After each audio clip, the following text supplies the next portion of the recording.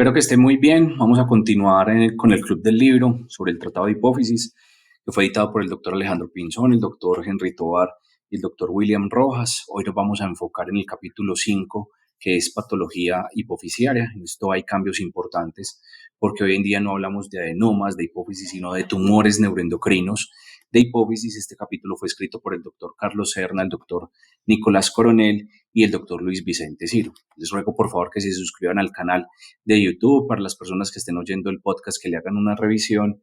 Y sin más, comencemos con la introducción. Mencionan los doctores que este capítulo detalla la histología normal de la glándula pituitaria, así como los hallazgos histopatológicos de los adenomas pituitarios. Los adenomas pituitarios se clasifican de acuerdo con sus características histológicas, inmunohistoquímicas, ultraestructurales y por la expresión de factores de transcripción. Este capítulo también describe los adenomas clínicamente funcionantes y los no funcionantes. Asimismo, sirve de referencia para clasificar y diagnosticar los diversos tipos de tumores hipofisiarios actualmente definidos por la Organización Mundial de la Salud. Histología. La glándula pituitaria o hipófisis es una pequeña glándula localizada en la silla turca o fosa pituitaria, que es la depresión ósea más grande en la superficie del hueso esfenoides. En adultos pesa aproximadamente 0,6 gramos y mide 13 milímetros transversal, 10 milímetros antero-posterior y 6 milímetros vertical.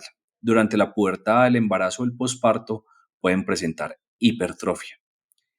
Como les mencioné, uno de los casos clínicos que tiene el doctor Willis en uno de los podcasts previos era de un caso clínico, un paciente con un hipotiroidismo grave que fue remitido por un adenoma hipófisis, pero realmente era una hiperplasia hipofisiaria secundaria al hipotiroidismo primario tan importante que tenía el paciente. El paciente, la lesión mejoró. Les voy a dejar el link de ese caso clínico del profe Willis. La glándula pituitaria humana consta de dos lóbulos, el lóbulo anterior o adenohipófisis y el lóbulo posterior o neurohipófisis, cada uno con diferente origen embriológico. La adenohipófisis se desarrolla a partir de la bolsa de Rathke, una invaginación de la cavidad oral primitiva ectodérmica, mientras que la neurohipófisis se desarrolla a partir de una extensión inferior del ectodermo neural en el piso del diencéfalo. Histológicamente, la adenohipófisis se forma por una cuña mediana central y dos alas laterales. Los diferentes tipos de células productores de hormonas se distribuyen de manera desigual pero específica dentro de acinos de tamaño uniforme, rodeados por una delicada red de fibras reticulares, lo que le da a la glándula su arquitectura característica. Las células folículo estelares no endocrinas se localizan en el centro de los acinos. La neurohipófisis se compone por fibras nerviosas que se originan en los núcleos hipotalámico, supraóptico y paraventricular. Los diferentes tipos de células endocrinas de la glándula pituitaria anterior se desarrollan a partir de una célula embrionaria común. La citodiferenciación ocurre como respuesta a las vías de señalización que provienen de distintos centros. Para desarrollarse y crecer, cada tipo de célula requiere la presencia de factores de transcripción específicos que regulan su diferenciación y producción hormonal. Esto lo vimos en los primeros dos capítulos. El factor de transcripción específico de la hipófisis 1, PIT1, regula los tipos de células somatotropas, lactotropas y tirotropas que producen la hormona de crecimiento, la prolactina y la hormona estimulante de la tiroides respectivamente. El factor de transcripción TBOX-TBX19, TPIT, regula las células corticotrópicas que producen la ACTH y la expresión del factor esteroidogénico 1. Regula el desarrollo de las células gonadotropas. Además de su papel en el desarrollo de la glándula pituitaria, los factores de transcripción mencionados sirven como marcadores de diagnóstico del linaje celular en la clasificación de los adenomas pituitarios. Las células somatotropas productoras de hormona de crecimiento constituyen aproximadamente el 50% de la adenohipófisis y ocupa principalmente las alas laterales. Por eso uno ve en términos de extensión hacia los lados o hacia los senos cavernosos en los casos de los pacientes con acromegalia. Cuando se utiliza la tinción de hematoxilina y eosina, estas se ven acidófilas. Como inmunohistoquímica presentan una fuerte inmunoreactividad para GH. Los lactotropos representan alrededor del 20% de la población de células de la adenohipófisis. Son cromófobos o ligeramente acidófilos con inmunoreactividad para prolactina. Los corticotropos, células productoras de ACTH, se encuentran en la cuña mediana de la glándula. Son basófilos positivos para el ácido periódico de Schiff e inmunoreactivos para ACTH. Representan aproximadamente el 15 al 20% de la población celular. Los tirotropos son más poquitos. Los tirotropos ocupan el tercio anterior de la cuña mediana y representan aproximadamente el 5% de la glándula. Son levemente basófilos y fuertemente inmunorreactivos para la beta-TSH y la subunidad alfa. Los gonadotropos representan el 10% de las células secretoras. Son inmunorreactivos para beta-FSH, beta-LH y la subunidad alfa. La producción hormonal de los diferentes tipos de células adenohipofisiarias tiene una flexibilidad considerable dependiendo de la demanda funcional que se les imponga. Como les mencioné ahora, en un caso de un hipotiroidismo grave van a crecer de manera importante las células del tirotropo, tanto que pueden confundirse con adenomas. Los tipos de células pituitarias difieren no solo en su función, estructura y contenido hormonal, sino en su respuesta morfológica a la estimulación o supresión hormonal. Finalmente, las células foliculoestelares constituyen hasta el 10% de la población celular en la adenohipófisis humana. No tienen función hormonal. Varios estudios han documentado su importancia, pero hasta la fecha su papel sigue siendo un misterio. Patología. Adenomas pituitarios. Los adenomas pituitarios representan el 15 al 20% de todos los tumores intracraneales. Son lesiones monoclonales benignas que se producen por alteraciones genéticas y epigenéticas que modifican la expresión de los protoncogenes o los genes supresores de tumores.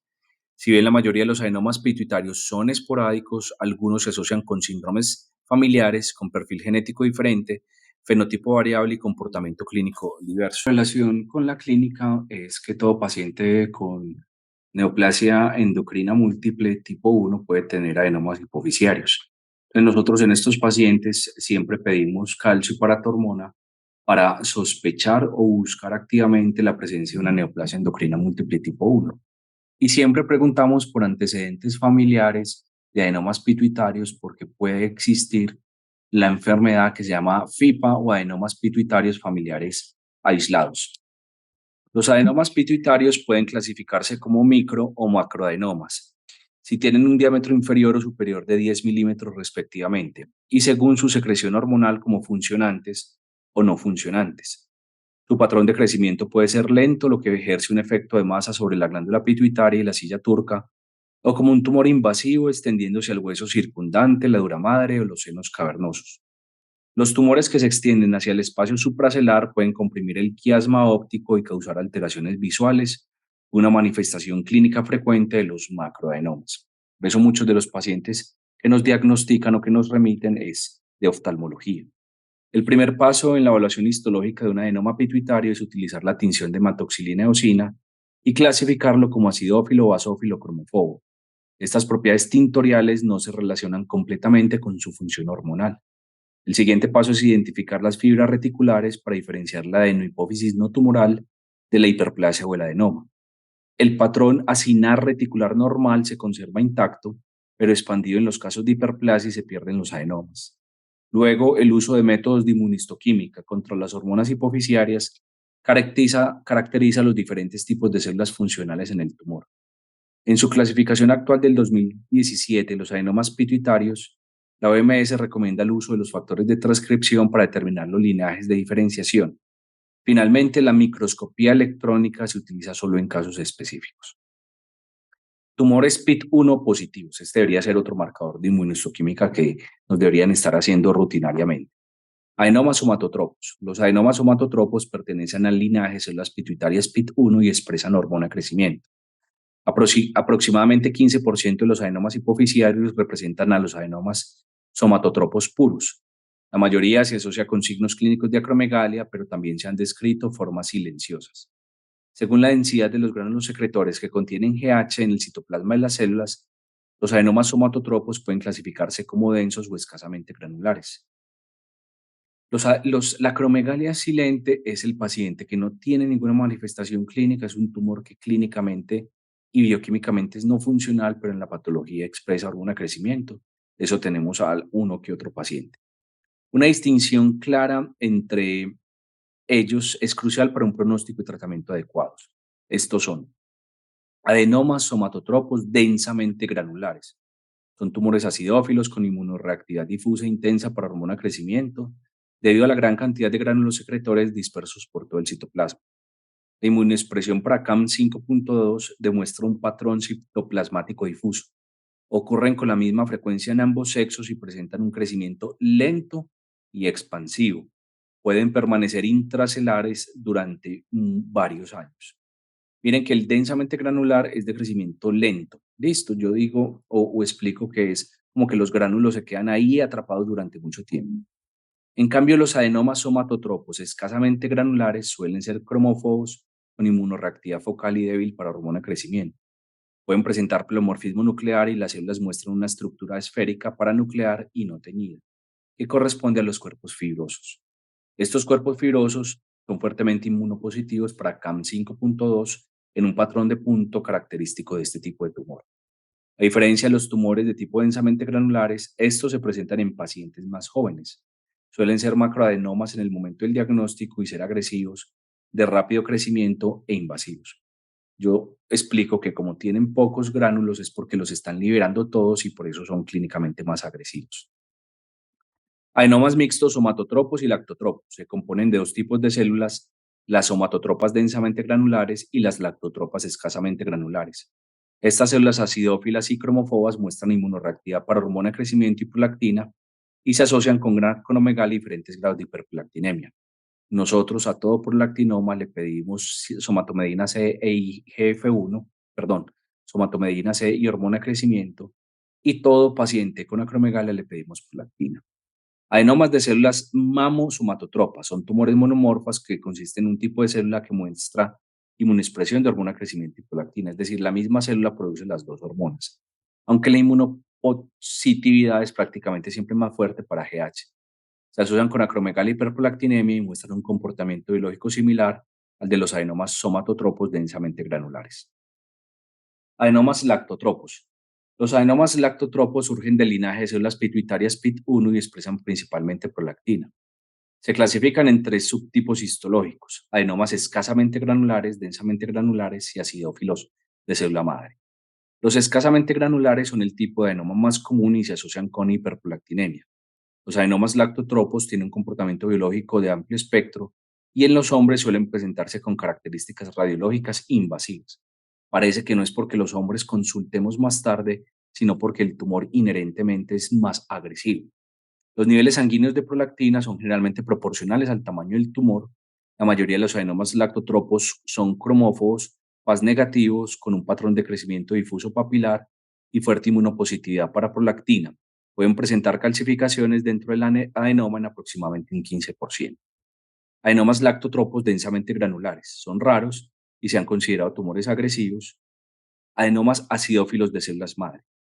Son tumores monomorfos con signos morfológicos de diferenciación de prolactina y hormona de crecimiento.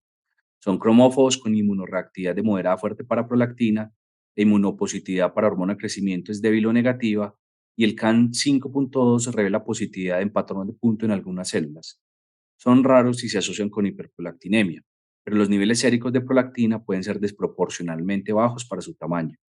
La elevación de los niveles de hormona de crecimiento y la acromegalia son poco frecuentes. Les voy a dejar acá en la tarjeta el video de prolactina y prolactinemia que tengo en mi canal.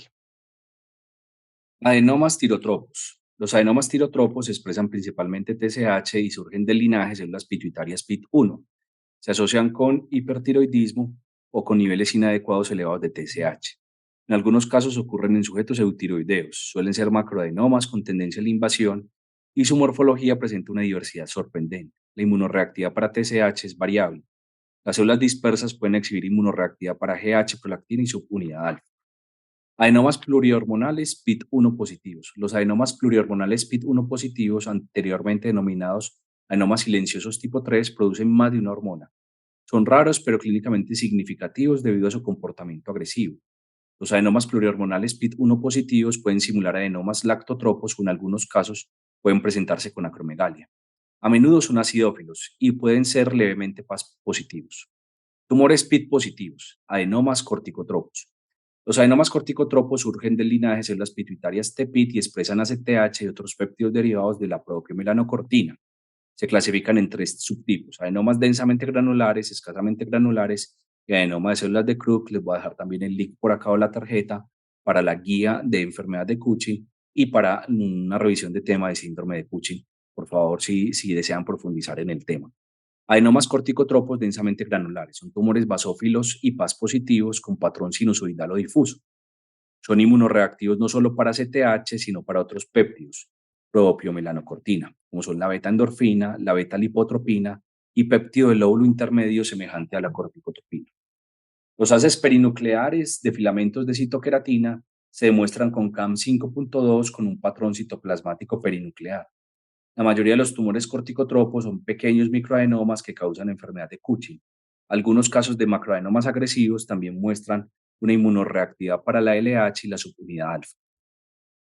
Adenomas corticotropos escasamente granulares, perdón.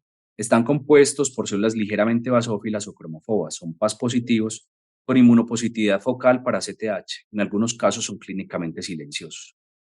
Adenoma de células de Krupp. La respuesta a las células corticotrópicas no tumorales a niveles elevados de glucocorticoides es una acumulación de filamentos de citoqueratina en el citoplasma, cambios de Krupp. Es decir, un Cushing adrenal en la hipófisis te va a generar cambios de Krupp, que provoca un aspecto y alineo vítreo con desplazamiento de los gránulos positivos para CTH hacia la periferia celular. Estas células de Krupp se identifican mediante el uso del CAM 5.2, que revela un patrón de anillo fuerte alrededor del núcleo, como consecuencia de la exposición crónica al hipercortisolismo exógeno o endógeno. Los adenomas de células de Krupp son un tipo raro de adenomas corticotropos. Pueden causar la enfermedad de Cushing o ser endocrinológicamente silenciosos. No se esperaría que se desarrolle hialinización de Krupp en las células corticotropas tumorales, pero cuando este cambio afecta más del 50% de las células del tumor, se diagnostica como adenoma de células de Krupp. No se comprende bien la razón por la que los adenomas de células de Krupp producen ACTH y simultáneamente muestran cambios hialinos en respuesta al aumento de glucocorticoides. Estos adenomas suelen ser invasivos, pueden presentar un comportamiento clínico agresivo y a menudo son resistentes al tratamiento. Adenomas corticotropos silenciosos, así como hay acromegalia silente y Cushing silente. No muestran actividad funcional y se presentan como adenomas clínicamente no funcionantes. Hay dos subtipos. La adenoma corticotropo silencioso subtipo 1, densamente granulados, exhiben la misma morfología que los adenomas corticotropos asociados con la enfermedad de Cushing. Muestran una alta propensión a la hemorragia y pueden presentarse con apoplejía hipofisiaria. Adenomas corticotropos silenciosos subtipo 2, escasamente granulados. Son adenomas cromófobos compuestos por células pequeñas que exhiben solo una modesta positividad de PAS e inmunoreactividad dispersa para CTH. Tumores positivos para SF1, adenomas gonadotropos. Los adenomas gonadotropos surgen del linaje de células pituitarias SF1 y producen subunidades beta FSH, beta LH y subunidad alfa. La morfología de los adenomas gonadotropos es variable. La histología puede revelar células polares que forman pseudorosetas alrededor de los vasos o un patrón sólido. La inmunoreactividad para FSH, LH y la subunidad alfa es variable y a menudo irregular. En algunos casos, la inmunoexpresión hormonal es mínima y el diagnóstico solo puede confirmarse al analizar los factores de transcripción presentes en el adenoma. Clínicamente suelen ser no funcionales y el motivo de consulta se relaciona con síntomas compresivos del tumor. Es raro el síndrome clínico funcional de adenomas gonadotropos, caracterizado por alteraciones menstruales e hiperestimulación ovárica en las mujeres o agrandamiento testicular en los hombres. Adenomas plurihormonales polimorfos. Los adenomas plurihormonales polimorfos son tumores raros, a menudo con una ultraestructura única. Las combinaciones de células más comunes que componen el adenoma son GH, TSH, prolactina o prolactina TSH. Pero también se han documentado otras combinaciones de diferentes linajes celulares. La inmunoexpresión de diferentes factores de transcripción dependerá de los diversos linajes celulares del tumor. Y hay un adenoma de células nulas. Los adenomas de células nulas no muestran evidencia de diferenciación del linaje celular por factores de transcripción u hormonas hipofisiarias. Son inmunonegativos para las hormonas anohipofisiarias y los factores de transcripción. Recuerden que son distintos de los gonadotropomas. Los gonadotropomas van a tener FSH-LH, estos no tienen una expresión inmunistoquímica. En este sentido, acostumbran a ser macroadenomas incidentales con signos de invasión a los senos cavernosos. Los síntomas cardinales se relacionarán con el efecto de masa del tumor, como alteraciones visuales, cefalea y varios grados de hipopituitarismo. Carcinomas pituitarios. Estos son muy raros. Los carcinomas pituitarios son extremadamente raros y representan solo el 0.12% de los tumores de la hipófisis. Cuando uno lee este tema, siempre dicen que son 100 casos reportados en el mundo. Solo se pueden diagnosticar cuando un adenoma pituitario da lugar a una metástasis craneoespinal o sistémica. decir, la definición es la presencia de metástasis. Actualmente no existen criterios precisos para distinguir entre un adenoma invasivo y uno que tiene el potencial de producir metástasis. La mayoría de los carcinomas hipoficiarios producen prolactina o ACTH, es decir, un prolactinoma o un cuchín silente muchas veces. Los carcinomas hipoficiarios no se acompañan de características histológicas específicas y el aumento de la actividad mitótica o el pleomorfismo nuclear y celular no necesariamente indican malignidad. Los carcinomas suelen mostrar un marcador de proliferación celular más alto que los adenomas. Las inmunoreactividades de los carcinomas hipoficiarios siguen el patrón de su fenotipo no maligno. Adenomas pituitarios agresivos. Los adenomas hipoficiarios clínicamente agresivos comprenden grupos de tumores que no responden bien al tratamiento, con tendencia a recurrir y resistencia a los tratamientos usuales. Los tumores agresivos pueden ser microadenomas o macroadenomas. Algunos tipos de adenomas pueden sugerir agresividad. Según la clasificación de la OMS en 2017, los adenomas somatotropos, escasamente granulares, los adenomas lactotropos en hombres, los adenomas corticotropos silenciosos, los adenomas de células de Krupp y los adenomas plurihormonales positivos para PIT1 se consideran adenomas de alto riesgo de recurrencia. Ninguna característica puede proporcionar una evaluación confiable para predecir el comportamiento agresivo. Se ha propuesto una clasificación clínico-patológica que considera marcadores de proliferación, invasión y tamaño. Conclusión: dentro del estudio de los pacientes con patología pituitaria es fundamental la adecuada clasificación histopatológica del tumor. Una clasificación completa del tipo de tumor requiere la correlación histológica, imaginológica, neuroquirúrgica y clínica. El conocimiento específico del tumor pituitario orientará opciones de tratamiento individualizadas y aportará factores pronósticos para un seguimiento adecuado. La invasión del tumor a zonas adyacentes de la región celular no es un criterio de agresividad. Sin embargo, los tumores agresivos suelen tener un comportamiento invasor. Y el carcinoma pituitario solo se diagnosticará cuando se encuentren metástasis ceroespinales o sistémicas. Con esto terminamos el capítulo 5. Les agradezco por favor que continúen con la lista de reproducción que les voy a poner acá o con los videos, y se agradece también su suscripción al canal o al podcast. Te deseo una feliz tarde o un feliz día, dependiendo de donde estés viendo el video. Y al doctor Santiago Vallejo, si está en las salas de espera, pues ánimo que ya debe estar que llega el avión. Un abrazo.